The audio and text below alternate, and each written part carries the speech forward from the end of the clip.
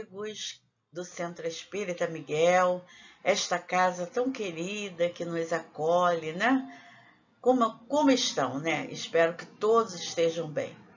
Vimos mais uma vez agradecer a todos pelas doações recebidas. Até o momento, nós conseguimos a quantia de R$ 15.655.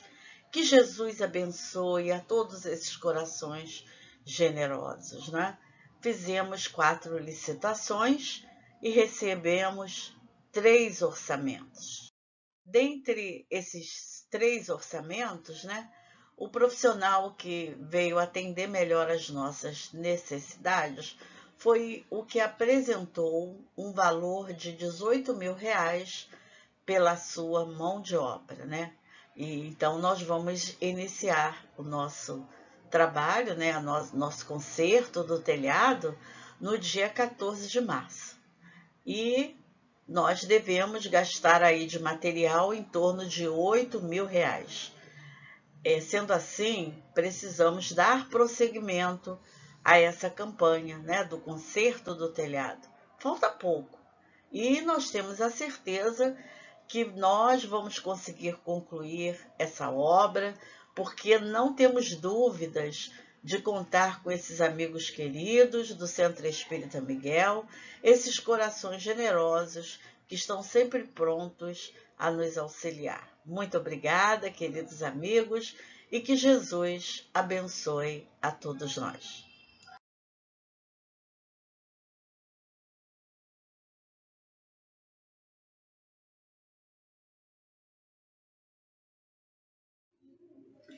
Boa noite, meus irmãos. Vamos dar início à nossa reunião de fluidoterapia da noite de hoje, onde todos juntos vamos mentalizar a Casa de Miguel, buscando assim entrar em sintonia com os trabalhadores espirituais da nossa casa e da nossa reunião, para que todos juntos possamos vibrar por esses irmãos que se encontram enfermos do corpo e enfermos da alma, e assim buscar uma melhora para todos nós. Que Jesus nos ampare hoje e sempre.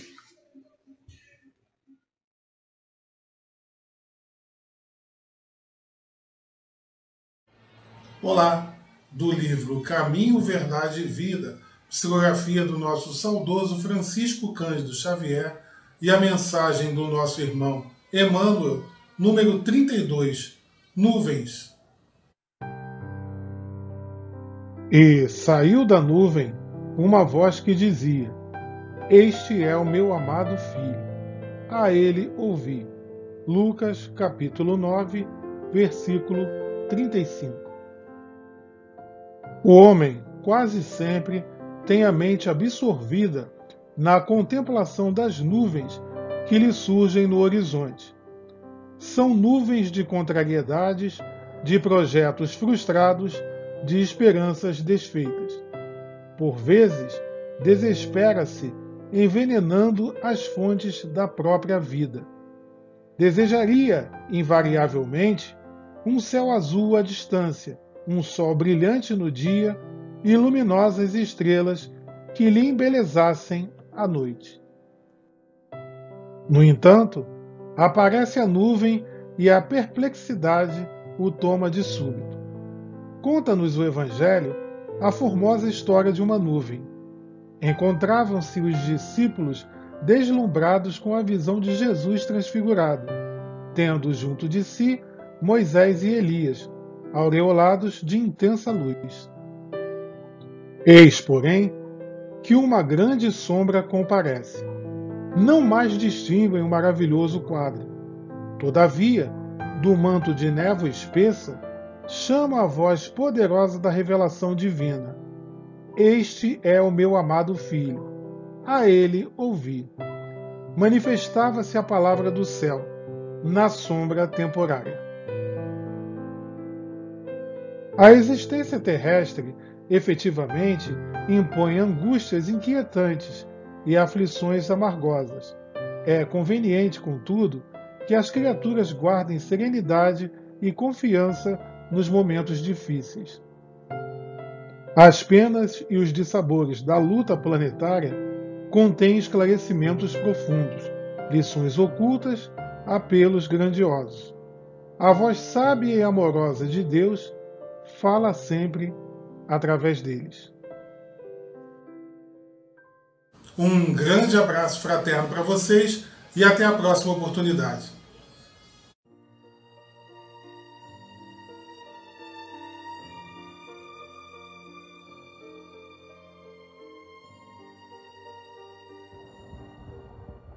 Unindo os nossos pensamentos, trazendo Jesus para bem pertinho de nós, para te agradecer, Divino Mestre, por mais esse encontro contigo, por mais esta oportunidade em que o Senhor nos permite nos reunirmos em Teu nome, para aprender um pouquinho mais das leis de Deus através do Teu Evangelho, desta reunião e desta casa que tanto nos acolhe também. Muito obrigado, Senhor. Agradecemos também aos nossos mentores espirituais, mentores da nossa reunião e os mentores espirituais da Casa de Miguel, que tanto nos auxiliam e nos amparam.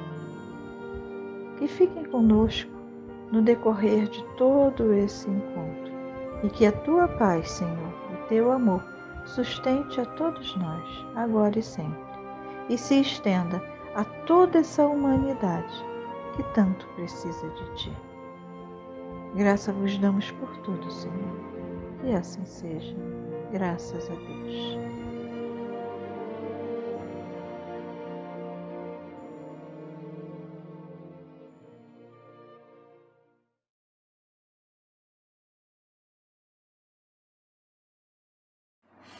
Boa noite, meus irmãos. Meu nome é João Dião da Cunha. Eu tenho 77 anos, sou branco, cabelo e bigodes brancos e sou um trabalhador da Casa de Miguel. Nós estamos estudando o nosso Evangelho essa noite, o capítulo 2, que tem o título de Meu Reino Não É Deste Mundo. Vamos estudar a realeza de Jesus e o ponto de vista. O primeiro item, que trata da realeza de Jesus, começa assim: o reino de Jesus não é deste mundo. Isso todos compreendem, né?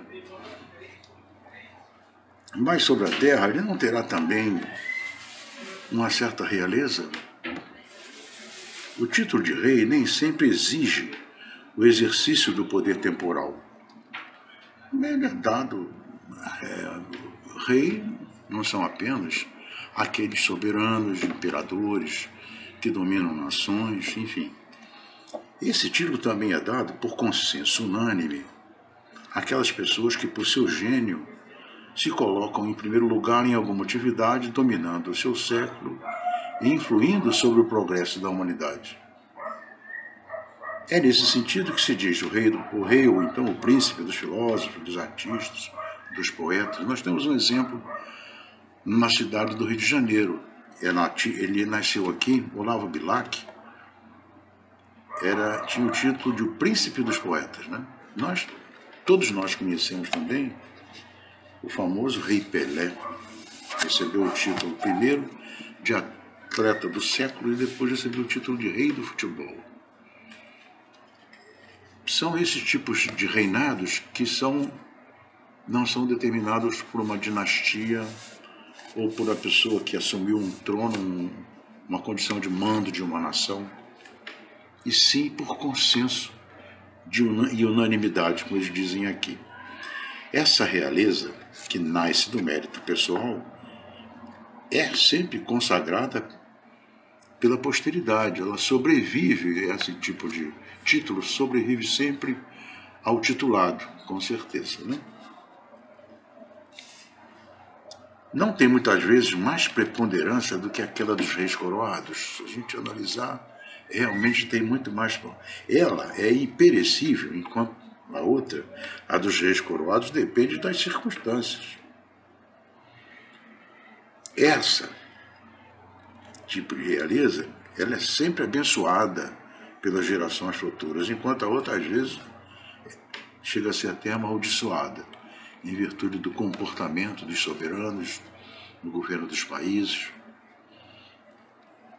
A realeza terrena acaba com a vida, mas a realeza moral continua a imperar, sobretudo depois da morte. Como eu disse, o Olavo Bilac é ainda considerado, até hoje, mais de 100 anos depois da sua morte, como o príncipe dos poetas. O rei Pelé é considerado no mundo inteiro como o rei do futebol, né? Esse é um exemplo. Sob esse aspecto, então, Jesus não é o rei muito mais poderoso do que muitos soberanos que nós já tivemos? Foi com razão, portanto, que quando Pilatos fez aquela famosa pergunta, tu és rei? A Jesus respondeu, tu dizes, eu sou rei, mas o meu reino não é deste mundo.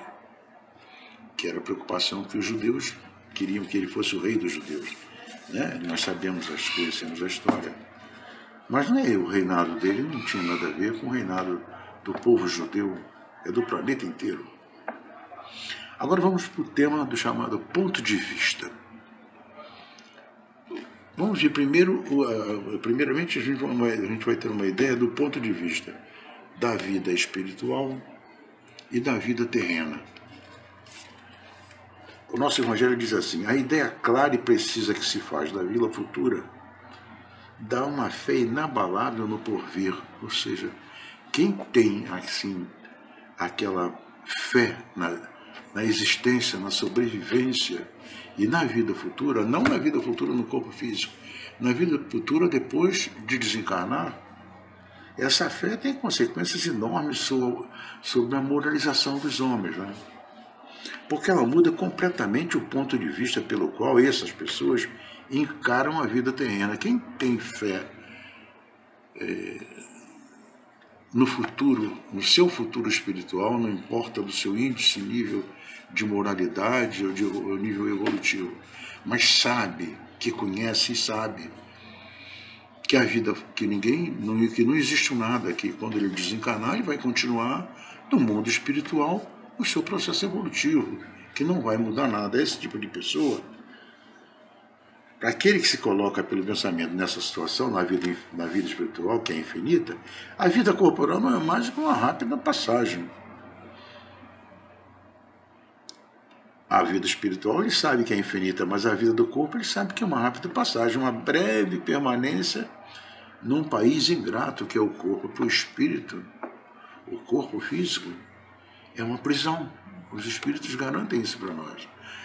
Por que é uma prisão para o espírito, o corpo físico? Porque o corpo físico não é limitado. Os sentidos do corpo físico são muito limitados. A gente sabe que as nossas limitações, nossos 5 sentidos, nós temos no nosso planeta, na nossa fauna, animais que têm um olfato, o cão tem um olfato 40 vezes mais poderoso que o do ser humano. As aves, as águias, por exemplo, têm uma visão fantástica, muito superior à visão do ser humano. E a gente tem os nossos sentidos bastante limitados, né? A não ser a nossa inteligência, que é o que faz com que a gente considere preponderar sobre todos os animais. É o único sentido que os animais não têm, que é a inteligência, né? Mas essa inteligência é própria do espírito encarnado. Então, assim, para aquelas pessoas que sabem que essa vida é só uma rápida passagem, essas pessoas que eu estou falando, a gente podemos nos incluir nesse rol, porque é o que os espíritas conhecem através da doutrina espírita, né? Para essas pessoas, as vicissitudes e as tribulações da vida são apenas incidentes que ele enfrenta com paciência e resignação, porque ele sabe que esses incidentes são de curta duração e devem ser seguidos de uma situação mais feliz no futuro. A morte não tem nada de pavoroso, isso aí é uma garantia que os espíritos dizem. Os espíritos garantem que a morte do corpo físico e o desencarne é muitíssimo menos penoso do que o espírito quando vai reencarnar. Quando o espírito, afinal de contas, o espírito quando vai reencarnar, ele vai para um corpo que é uma prisão.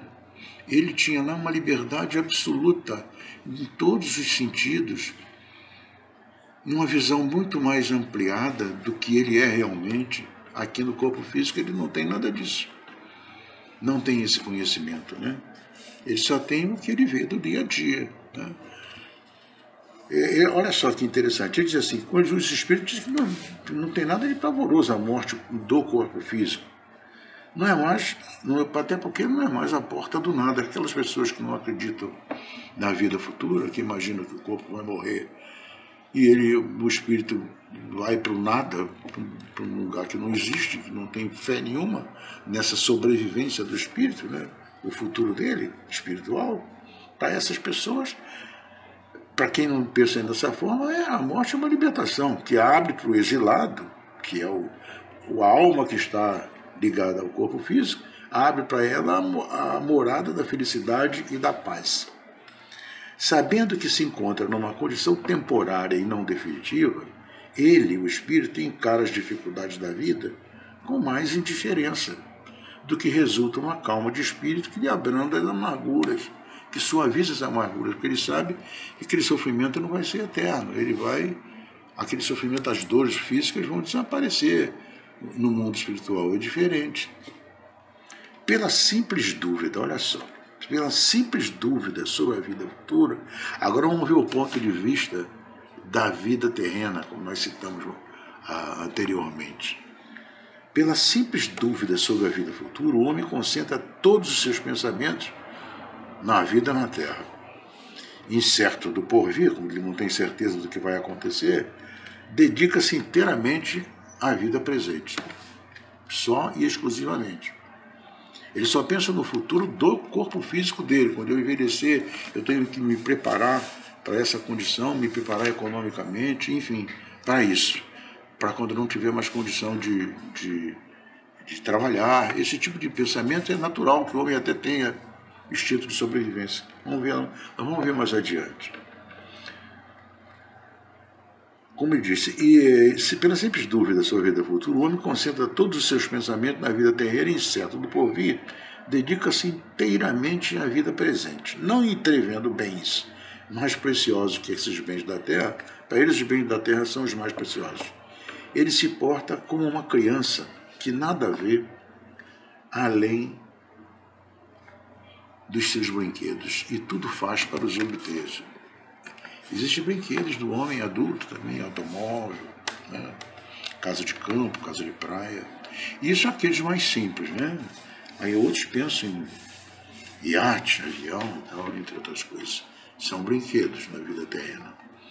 Nenhum desses ele vai levar com ele quando desencarnar. Ele devia se preocupar mais com o futuro da vida espiritual do que com o futuro da vida física, porque o futuro da vida física, nada que ele arreganhou, que ele arrematou, que ele arrebanhou agora, vai ficar com ele não vai poder levar. Nós tínhamos um amigo no centro, aqui no Miguel, que dizia assim, caixão não tem gaveta, isso é uma realidade.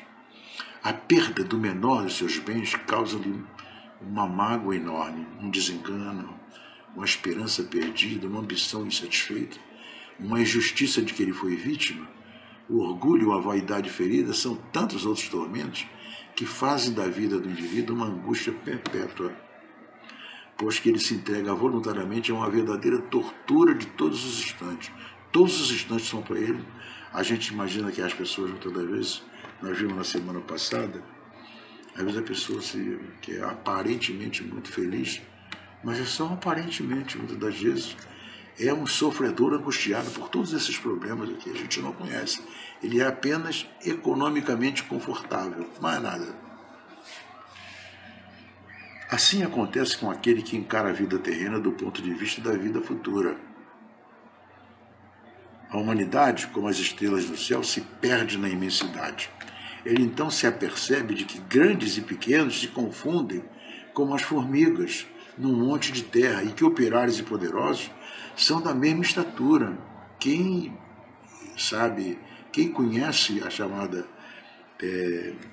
a beleza que é a vida futura, que sabe da existência do mundo espiritual, para onde ele vai quando desencarnar, aquele espírito, ele vê o mundo como aquele que só se preocupa com a vida terrena, tem do mundo uma visão de quem está no nível do mar. Ele só vê o horizonte, um ante ou outro que estiver no horizonte, e mais nada. Ou então, se ele estiver numa cidade, num descampado, ele olha e só vê apenas aquilo que está do lado dele, mais árvores e tal, descampado, e mais nada. Aquele que tem conhecimento da vida futura, que espera por ela, é como sabe que ele é como se ele estivesse não no nível do mar, ele estivesse no alto de uma montanha. A visão dele é muito, na vida espiritual, o que acontece conosco, a visão é muito mais ampla em relação não só à vida em si, mas sobretudo em relação a ele. É lá no mundo espiritual, em função dessa possibilidade que a gente tem de uma visão mais ampla, é que nós vamos saber quem nós somos realmente. Isso que nós somos aqui é o que a gente imagina ser. A gente só vai ver o que nós somos realmente quando a gente tiver essa visão mais ampliada no mundo espiritual. Bem, no item 6 é interessante. Eles dizem assim: se todas as pessoas pensassem dessa forma, né, desse modo, alguém poderia dizer assim: ninguém mais é ser culpado das coisas da Terra, então a Terra vai parar o progresso da Terra.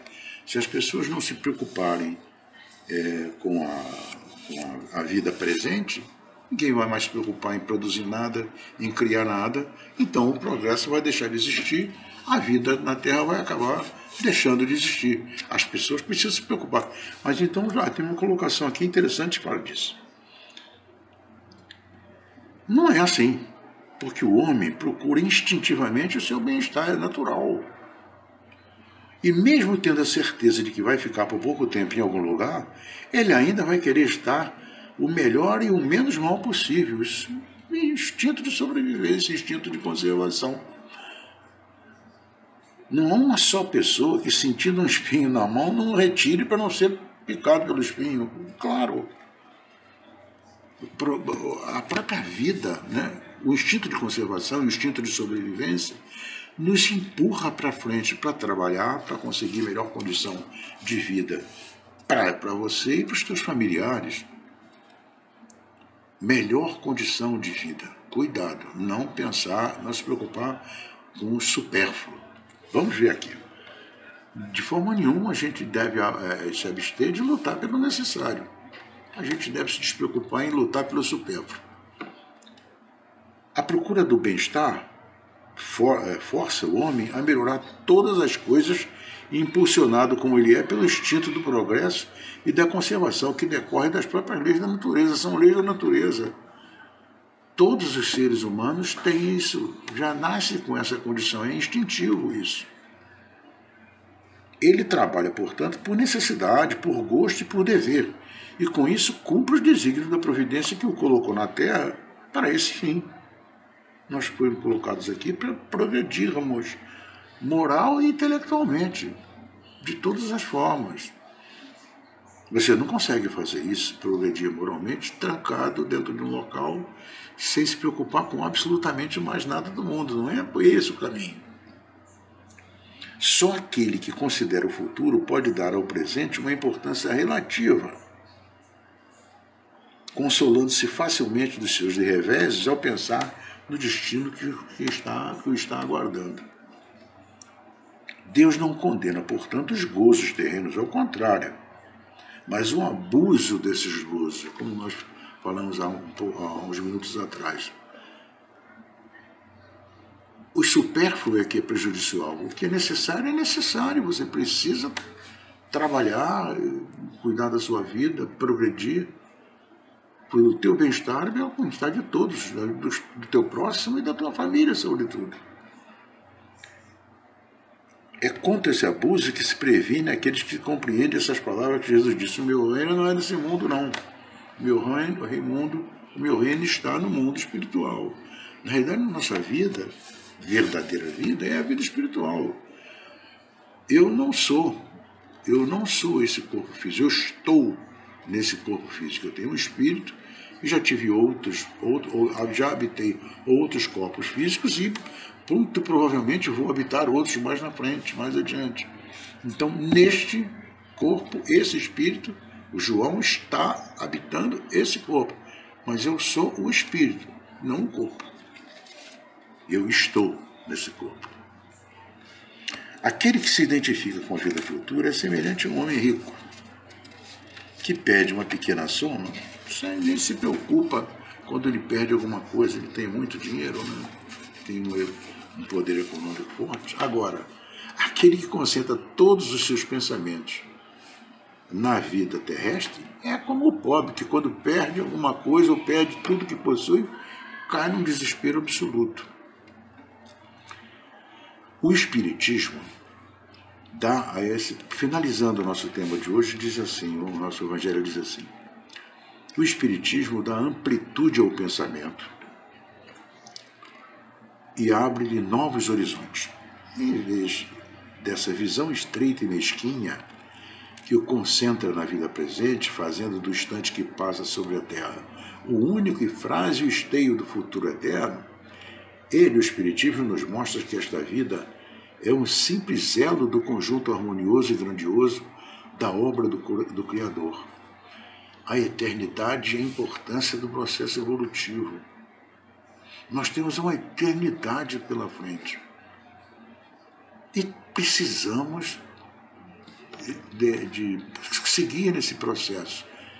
Todos nós estamos fadados a progredir, a melhorar no futuro. Nenhum de nós está condenado, vamos dizer assim, a ser pior. Ao contrário, todos nós estamos fadados à perfeição. Vai ser mais demorado para uns e menos demorado para outros. Ainda estamos muito distantes dessa perfeição, bastante distante. Mas todos nós estamos, toda a humanidade está caminhando para essa perfeição.